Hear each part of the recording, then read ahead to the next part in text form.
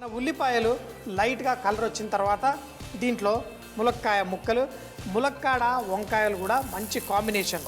ములక్కాయ, ఇందులో కొంచెం పసుపు వేసుకుందాం. ఇలా మనం మార్కెట్లో దొరికే రకరకాల పప్పులతోటి తెలియకపోతే దాన్ని మనం ఏదన్నా కూరగాయలతో పప్పు రూపంలో వేసుకోవచ్చు. మీకు ఇష్టమైన కూర, ఇప్పుడు ములక్కాడతో కూడా ఏదన్నా పప్పు ఉడకపెట్టి వేసుకున్నా చాలా బాగుంటుంది. ఈ ములక్కాడ కొంచెం వేగుతున్నప్పుడు దీంట్లో వంకాయ ముక్కలు కూడా వేసేసుకుందాం. కట్ చేసి నీళ్ళల్లో పెట్టుకున్నాం. నీళ్ళల్లో మనం ఈ వంకాయల్ని వేసేటప్పుడు కొంచెం ఇలా నిమ్మకాయ జ్యూస్ వేసి పెడితే మనకి వంకాయ ముక్కలు నల్లగా అవ్వకుండా కాపాడుతుంది. వంకాయ ముక్కలైనా, బంగాళదుంప ముక్కలైనా, యాపిల్ పండైనా కొంచెం అంత గాలి తాకితే నల్లగా వస్తుంది. ఇదే నూనెలో మనం చక్కగా ఈ ముక్కలన్నీ వేసి మూత పెట్టి స్లోగా కుక్ చేసుకుందాం.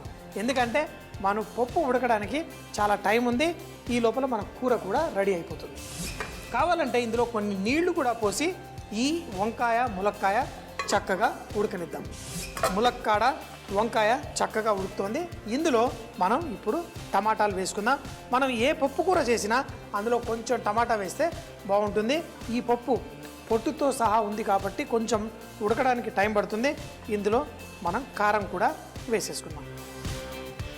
అలాగే కొంచెం ధనియాల పొడి, కొంచెం కొత్తిమీర వేసి దీన్ని ఈ టమాటా ఇదంతా ఇంకొక 2-3 నిమిషాలు దీంతో పాటు కుక్ అవుతే ఈ కూరనే టేస్టీగా తయారవుతుంది. కానీ ఈరోజు ఇందులో మనం ఈ మట్కీ దాల్ దీన్ని చక్కగా ఉడికించి ఇందులో వేసుకొని దాన్ని ఎంజాయ్ చేద్దామని ట్రై చేస్తున్నాం. ఈ దాల్ ఉడకడానికి మరో 5 నిమిషాలు పడుతుంది.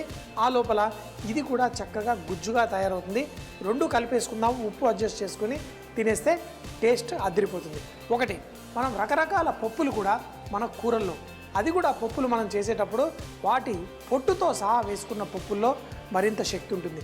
వీలైతే ఇవే పప్పుల్ని ఒక 3-4 రోజుల పాటు, మీకు తెలుసు కదా మొలకలు ఎత్తడానికి ఎలా చేయాలో, నీళ్లు మారుస్తూ పెట్టుకొని మొలకలు ఎత్తిన తర్వాత దాన్ని మీరు ఈ కూరల్లో వేసుకోండి, చాలా బాగుంటుంది. మొలకలు ఎత్తుతున్న గింజల్లో నీళ్లు మార్చకపోతే మనకి కడుపుకి హానికరంగా దాంట్లో బ్యాక్టీరియా కూడా పెరగచ్చు. అందుకని ప్రతిరోజు నీళ్లు చేంజ్ చేస్తూ 4-5 రోజుల్లో చక్కగా మొలకలు వస్తాయి. ఇప్పుడు మన పప్పు కూడా ఉడికిపోతుంది. ఇప్పుడు ఈ రెండు కలిపేసుకుందాం. పప్పు కూడా ఉడికిపోయింది. అయితే ఈ పప్పు చక్కగా చితికినట్టు అవ్వాల్సిన అవసరం లేదు. కొంచెం అంత కరకరలా ఉన్నా బాగానే ఉంటుంది. చక్కగా దీంట్లో మనం చేసిన ఈ మట్కీ దాల్ని దీంతో పాటు వేసేసుకుందాం. దీంట్లో ఏదో నానబెట్టిన పల్లీలు వేసినట్టుగా ఎలా ఉందో ఇప్పుడు ఈ దాన్ని మనం చక్కగా మన కూరలో వేసి ఒక 4-5 నిమిషాల పాటు స్లోగా దీన్ని కుక్ చేసుకుందాం. దీంట్లో కొంచెం తేమ తగ్గి మరి దీంట్లో ఉప్పు అంతా పర్ఫెక్ట్గా అడ్జస్ట్ చేసుకుందాం.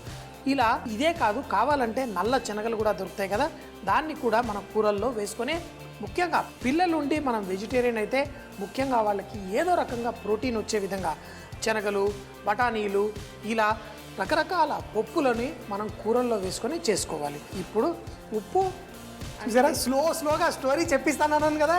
సో మన పిండి రెడీ అయిపోయింది. మరి ఈ పిండిని పక్కన పెట్టేసుకొని దీనికి కావాల్సినవి అన్నీ వేసేసుకుందాం. సో మరి ఒక మంచి సినిమాలో ఫైట్లు ఉండాలి. ఫైట్లు ఉన్నాయా? క్యారెక్టర్స్ మధ్య ఉన్నాయి. నువ్వు ఫైట్ చేయవా? నాకు తెలియదు, సినిమా వచ్చి చూడాలి. మనందరికీ జీవితంలో చిన్ని ఆశలు బోల్డ్ అని ఉంటాయి. వాటి కోసం చేసే కృషి మనం చేయాలి. మిగతాదంతా ఆ ఉగాది పచ్చడి తిని తీపి జీవితంలో ఎప్పుడు వస్తుంది అని మనం ఎదురు చూద్దాం. కానీ ఇప్పుడు చక్కగా ఇవన్నీ వేసేసి మనం పరాటా చేసేసుకుందాం. ముందు నీకు ఒక పని. ఓకే. నువ్వు స్వీట్ పొటాటో, చిలకడ దుంప, నువ్వు దీన్ని గ్రేట్ చేయి, నేను చేతులు కడిగేసుకుంటాను.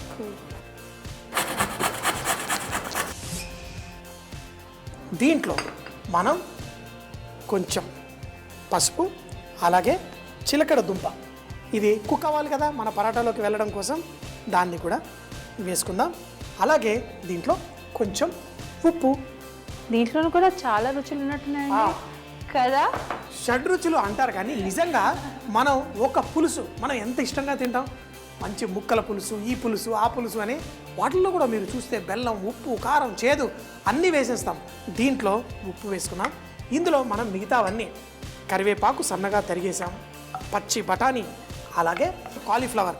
అయితే మన ఇళ్లల్లో ఎలాంటి రకరకాల కూరగాయలు ఏవి మిగిలినా, బీన్స్ ఉంటే బీన్స్, క్యారెట్ ఉంటే క్యారెట్, అన్నీ కొంచెం ఉల్లిపాయలు నూనెలో వేసేసుకుంటే బాగుండేది, అయినా పర్లేదు ఎందుకంటే అన్నీ డ్రైగా వేయించేస్తున్నాం.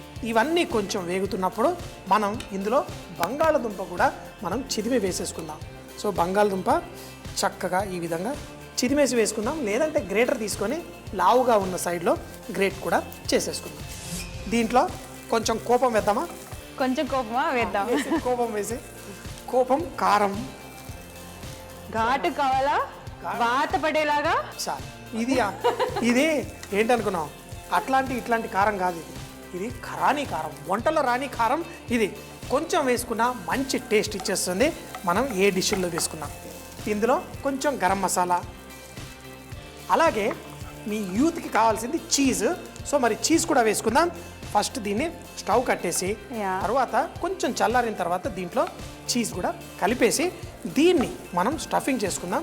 ఈ టమాటా కొత్తిమీర ఎలా వేయాలో చూపిస్తాం. చక్కగా కొంచెం చల్లారుతున్నప్పుడు మనం ఇందులో కొత్తిమీర, అలాగే దీంట్లో మనం టమాటా కూడా వేసుకోవచ్చు. టమాటా కూడా వేసి ఇవన్నీ స్టఫింగ్. టమాటాలో మీరు ఒకటి చూస్తే ఆ గింజలు తీసేసాను, దానివల్ల దాంట్లో నీళ్లు బయటికి రాకుండా ఉంటుంది. మన స్టఫింగ్ పర్ఫెక్ట్గా ఉంటుంది. దీన్ని చల్లారిన తర్వాత మనం పిండి కలిపేసి పెట్టుకున్నాం కదా, పరాటా చేసేసుకున్నామా. మన మిక్చర్ అంతా రెడీ, మనం కలుపుకున్న పిండి కూడా రెడీ. సో దీన్ని మనం పిండి వేసి రోల్ చేస్తూ ఉంటారు కదా, పిండి కాకుండా దీని మీద కొంచెం నూనె మనం వేసుకొని రోల్ చేసుకోవాలి. అయితే మరీ ఎక్కువ నూనె వేసామనుకోండి, ఇది మనకి రోల్ చేయడానికి రాదు. అప్పుడు చేత్తోటి ఈ విధంగా కూడా చేసుకోవచ్చు. ఓకే, లేదంటే మనకి రోల్ అవుతుందంటే ఈ విధంగా మనం చూడండి జారిపోతూ ఉంది కదా. సో ఇంకొకటి ఏంటంటే, ఈ మైదా పిండి మనం రెస్ట్ ఇచ్చాం కాబట్టి మనకి ఇలా రోల్ అవుతుంది. అదే లేదనుకోండి, అది వెనక్కి ఇలా సాగిపోతూ ఉంటుంది. ఇప్పుడు కూడా చూడండి, మనం దీన్ని ఇలా చేస్తూ ఉన్న కొద్దీ అది వెనక్కి వచ్చేస్తుంది. అయితే ఎప్పుడన్నా చేత్తో బట్టలు ఉతికారా? తెలియదు. హీరోయిన్ని బట్టలు ఉతికావని అడుగుతావా? సో దీన్ని మనం వీటిని ఇలా చేత్తో ఇలా చేసి ఈ విధంగా మనం చేసుకుంటాం. No but same hand movement, right? Yeah. So దీన్ని చక్కగా ఈ విధంగా మనం చేసేసుకొని దీని లోపల ఇలా చిరగకూడదు. రోల్ చేసిన తర్వాత మనం చేసుకున్న ఈ మిశ్రమాన్ని ఏదైతే ఉందో మనం దీంట్లో ఈ మిశ్రమం ఎక్కువగా వేసుకుంటాం. దీన్ని మనం స్క్వేర్ షేప్లో ఇలా చేసుకుందాం. మనకి నేను ఎంత కంట్రోల్ చేసుకుంటున్నాను తెలుసా? ఇందాక కండెన్స్ మిల్క్ వేసినందుకు ఇంట్లో అనుకో ఇట్లా టెంప్ట్ అవుతున్నా, కానీ ఐమ్ లైక్ నో. నేను ఇప్పటికీ అలాగే. సో మరి దీనిపైన మనం చీజ్ వేసేసుకుందాం. ఇప్పుడు మనం వీటిని ఇలా దగ్గరికి, సో ఇలా అన్ని కొనల్ని ఈ విధంగా చేసేసుకొని తర్వాత ఎక్కడ చిల్లు ఉండకూడదు. ఓకే, ఈ విధంగా చేసుకొని తర్వాత మనం పెనం పెట్టుకుందాం. దీనిపైన చక్కగా రెండు పక్కల మంచి రంగు వచ్చేదాకా కుక్ చేసుకుందాం. దీన్ని చేయడానికి వెన్న వేసుకుందాం, కానీ వెన్న కరగాలి కదా, దానిపైన లైట్గా కొంచెం కరిగి తీద్దాం.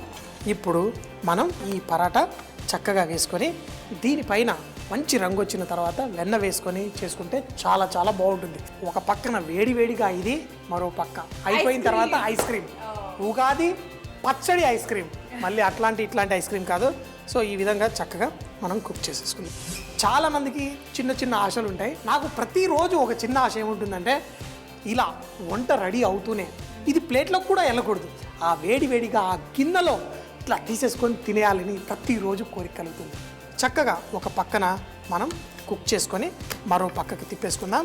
దీన్ని వెన్న వేసుకొని లైట్గా స్ప్రెడ్ అవ్వమ్మ, మంచి రంగు బంగారు రంగు వచ్చేంత వరకు. చిన్ని చిన్ని ఆశలు నాలో రేగని, చిన్ని చిన్ని ఆశలు నాలో రేగని.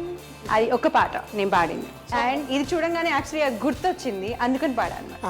సో ఇప్పుడు ఈ చిన్ని ఆశలో ఆ హీరో ఉంటాడా, లేకపోతే ఇంకేదైనా ఆశనా ఇది? ప్రేమకి సంబంధించిందే ఏదో ఆశ. అండ్ మీరు మీ వైపు నుంచి స్టోరీ ఇంకా ఎక్స్ట్రాక్ట్ చేయడానికి ట్రై చేస్తున్నారు. సో మరి చిన్ని ఆశ నాలో రేగనే మరి రిలీజ్ ఎప్పుడు అవుతుంది? త్వరలో రిలీజ్ అయిపోతుంది.